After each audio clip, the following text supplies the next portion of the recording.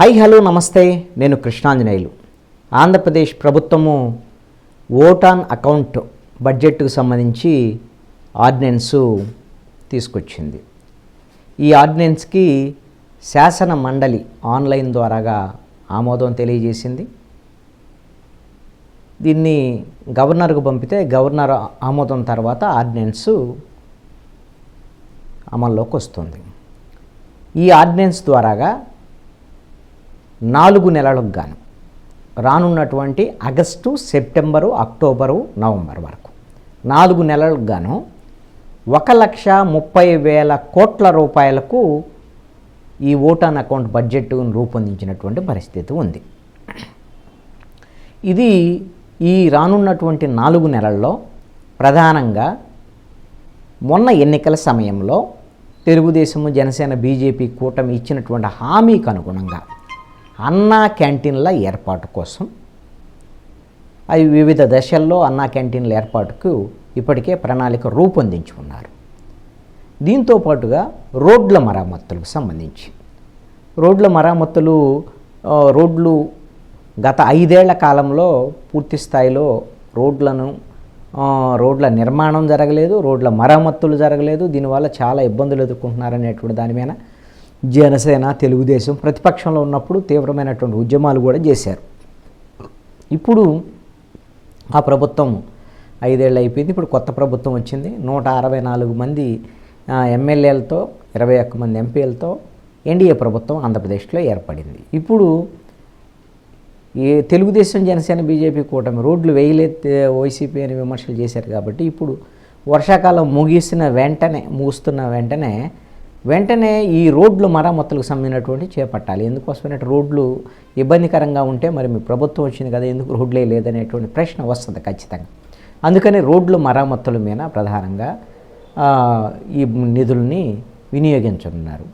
ఇక పోలవరం ప్రాజెక్టుకు సంబంధించి పోలవరం ప్రాజెక్టుకు కూడా కేంద్ర ప్రభుత్వం వైపు నుంచి 12,500 కోట్ల రూపాయలు అత్యవసరంగా నిధులు కావాలి అని ముఖ్యమంత్రి చంద్రబాబు నాయుడు కేంద్ర ప్రభుత్వం దగ్గర ప్రతిపాదనలు చేసి ఉన్నారు.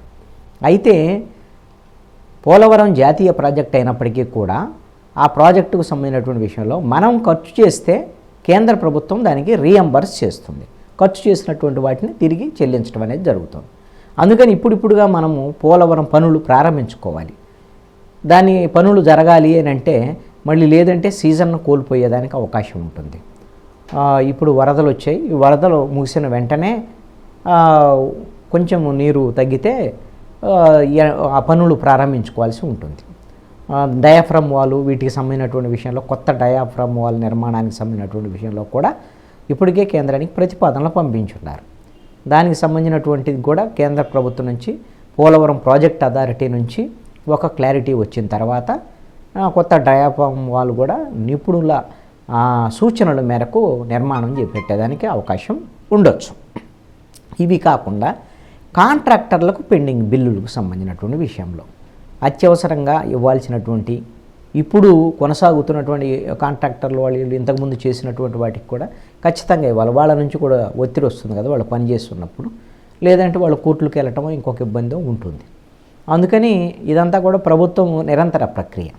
దీంట్లో భాగంగా ఇక జీతాలు, వ్యవహారము ఇవన్నీ కూడా రెగ్యులర్గా ఉండేటువంటివి.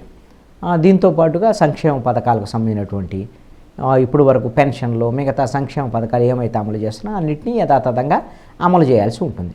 ఇక కొత్త సంక్షేమ పథకాలకు సంబంధించినటువంటి విషయంలో అయితే ఇప్పుడు అయితే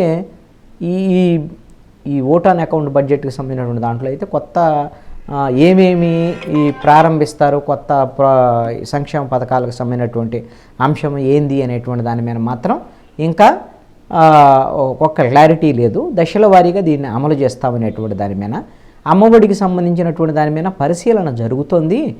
ఈ పరిశీలన పూర్తయిన తర్వాత ఈ అమ్మఒడికి సంబంధించినటువంటి తల్లికి వందనం పేరుతో మేము అమలు చేస్తామనేటువంటి దాని మీద మంత్రి నారా లోకేష్ ఇప్పటికే చెప్పున్నారు.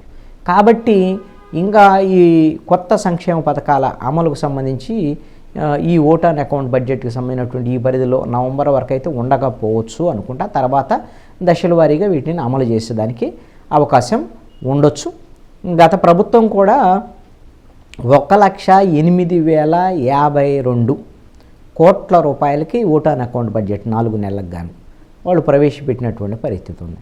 అసలు ఎందుకు ఈ ఓటాన్ అకౌంట్ బడ్జెట్ పెడతారనేది తాత్కాలికమైనటువంటి బడ్జెట్. ఎందుకోసమనంటే మొన్న మార్చిలో వైఎస్ఆర్ కాంగ్రెస్ పార్టీ ప్రభుత్వం బడ్జెట్ను ప్రవేశపెట్టింది. ఆ బడ్జెట్ను ప్రవేశపెట్టినప్పటికి వాళ్ళకి మార్చి తర్వాత ఏప్రిల్ మే 30 వరకే కదా ఆ ప్రభుత్వానికి ఉండేది. ఆ తర్వాత జూన్ నుంచి కొత్త ప్రభుత్వం ఏర్పడాలి. మేలోనే కొత్త ప్రభుత్వం ఏర్పడాలి. అది మన షెడ్యూల్. కాబట్టి ఆ 2 నెలల వరకే వాళ్ళకి ప్రజలు మ్యాండేట్ ఇచ్చారు. 5 ఏళ్ల మ్యాండేట్ కదా. కాబట్టి వాళ్ళు గిన పూర్తి బడ్జెట్ పెట్టి మేము ప్రజలకు అవి ఇస్తామని అన్ని హామీలు ఇచ్చారనుకోండి, అన్నీ గిన ఆ బడ్జెట్లో పెట్టారనుకోండి, రేపు వాళ్ళు ఓడిపోయిన తర్వాత ఇవన్నిటిని ఎవరు అమలు చేయాలి దాన్ని? అందుకని వాళ్ళకి మ్యాండేట్ ఇచ్చిన ప్రకారంగా 5 ఏళ్ల కంటే లాస్ట్లో ఉన్నటువంటి దానికి అందుకనే ఓటాన్ అకౌంటు ఇప్పుడు జూలై వరకు వాళ్ళు ప్రవేశపెట్టారు. ఇప్పుడు ప్రభుత్వము పూర్తి స్థాయి బడ్జెట్ను ప్రవేశపెట్టాల్సి ఉంది. ఎందుకని ఇప్పుడు తెలంగాణ ప్రభుత్వం అయితే పూర్తి స్థాయి బడ్జెట్ను ప్రవేశపెట్టింది. ఆంధ్రప్రదేశ్ ప్రభుత్వం మాత్రం పూర్తి స్థాయి బడ్జెట్ని ప్రవేశపెట్టలేదు. ఎందుకంటే ఆర్థికపరమైన శ్వేతపత్రాన్ని చంద్రబాబు నాయుడు మొన్న అసెంబ్లీలో ప్రకటించారు. శ్వేతపత్రానికి సంబంధించి గత ప్రభుత్వము అలవిగాన అప్పులు చేసింది, ఆర్థిక క్రమశిక్షణ లేకుండా వ్యవహరించింది. ఈ నేపథ్యంలో ఇంకా ఆర్థికపరమైనటువంటి అంశాల మీద సుదీర్ఘంగా అన్ని సమాచార సేకరణ చేసిన తర్వాత పూర్తి స్థాయి బడ్జెట్ ప్రవేశపెట్టాల్సి ఉంది. అందుకు కొంత సమయం కావాలని ఆంధ్రప్రదేశ్ ప్రభుత్వం భావించింది. అయితే మరి జూలై కల్లా ఓటాన్ అకౌంట్ బడ్జెట్ పూర్తి అయిపోతుంది కదా. మరి రేపు ఆగస్టు 1వ తేదీ కల్లా మరి జీతాలు ఇవ్వాలి. మరి జీతాలు ఇవ్వాలంటే అందుకు అత్యవసరంగా ఇప్పుడు ఓటాన్ అకౌంట్ బడ్జెట్ని ఆంధ్రప్రదేశ్ ప్రభుత్వం తీసుకొచ్చింది. అయితే వైఎస్ఆర్ కాంగ్రెస్ పార్టీ మాత్రం ఈ ప్రభుత్వానికి చేతగానితనం వల్లే ఈ పూర్తి స్థాయి బడ్జెట్ను ప్రవేశపెట్టలేకపోయింది అనేటువంటి ఒక విమర్శ అయితే వైసీపీ చేస్తుంది. అదేవిధంగా సంక్షేమ పథకాలకు సంబంధించినటువంటి విషయంలో, వీటి అమలుకు సంబంధించినటువంటి విషయంలో ఇప్పుడు పూర్తి స్థాయి బడ్జెట్ పెడితే సంక్షేమ పథకాలు పూర్తి అమలుకు సంబంధించినటువంటి ఒక ఖచ్చితమైనటువంటి హామీని ప్రకటనని అందుకు అనుగుణంగా ప్రజలకి వివరించాల్సి ఉంటుంది. ఆ బడ్జెట్లో తెలియజేయాల్సి ఉంటుంది. ఆ బడ్జెట్లో కేటాయింపులు ఉండాల్సినటువంటి అవసరం ఉంటుంది. అందుకని ఈ సంక్షేమ పథకాలు అమలు చేయకుండా జాప్యం చేయటం కోసమే పూర్తి స్థాయి బడ్జెట్ ప్రవేశపెట్టలేదు అనేటువంటి విమర్శ కూడా వైసీపీ చేస్తుంది. అయితే ఇప్పటికే మొన్న అసెంబ్లీలో చంద్రబాబు నాయుడు మాట్లాడినటువంటి మాటలు సూపర్ 6 పేరుతో హామీ ఇచ్చాము, బాగానే ఉంది, కానీ బడ్జెట్లో ఈ రోజున ఉన్నటువంటి ఖజానాగిన చూస్తే మొత్తం ఖాళీ అయినటువంటి పరిస్థితి ఉంది. మొత్తం గత ప్రభుత్వం అంతా అన్యాయంగా అప్పులు చేసింది, ఆర్థిక క్రమశిక్షణ లేదు, దీనివల్ల ఇబ్బందులు ఉన్నాయి, అసలు ఇవన్నీ అమలు చేయగలమా లేదనేటువంటి దాని మీద ఆందోళన ఉంది, భయం కూడా ఉంది అనేటువంటి దాని మీద చంద్రబాబు నాయుడు మాట్లాడాడు. అది గత ప్రభుత్వం యొక్క తప్పుల్ని అన్నింటినీ వివరిస్తూ ఆర్థిక శాఖకు సంబంధించినటువంటి వాటి మీద వైట్ పేపర్కి సంబంధించినటువంటి విషయంలో దీన్ని వైఎస్ఆర్ కాంగ్రెస్ పార్టీ గట్టిగా విమర్శ చేస్తుంది. అంటే హామీలు ఇచ్చి గెలిచినంత వరకు బాగానే ఉంది, ఇప్పుడు గెలిచిన తర్వాత ప్రజలందరూ అర్థం చేసుకోవాలి, ఇప్పుడు నిధులు లేవు, ఆర్థికపరమైన ఇబ్బందులు ఉన్నాయి అని చెప్తున్నారు. ఇది ఇచ్చినటువంటి హామీలను ఎగ్గొట్టడమే. ఇది చంద్రబాబు నాయుడు యొక్క వ్యవహార శైలి ఇదే.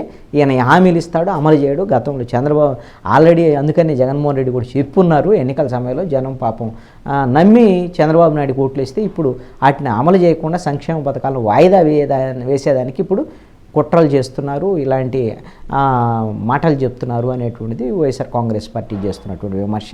తెలుగుదేశం అయితే మాత్రం చాలా స్పష్టంగా తెలుగుదేశం, జనసేన, బీజేపీ కూడా మేము సంక్షేమ పథకాల అమలు విషయంలో మాత్రం ఎట్టి పరిస్థితుల్లో వెనక్కి వెళ్ళేది లేదు. ఇచ్చినటువంటి హామీలన్నింటినీ ఎన్ని ఇబ్బందులు ఉన్నా సరే వీటిని అమలు చేసి తీరుతాము. రాష్ట్ర అభివృద్ధి విషయంలో కూడా కేంద్ర ప్రభుత్వం నుంచి ఖచ్చితంగా పూర్తి స్థాయి సహకారం పొందేటువంటి విధంగా కూడా జాగ్రత్తలు తీసుకుంటున్నాం అనేటువంటి దాని మీద కూటమిలోని ప్రభుత్వంలో ఉండేటువంటి వాళ్ళు చెప్తున్నటువంటి మాట.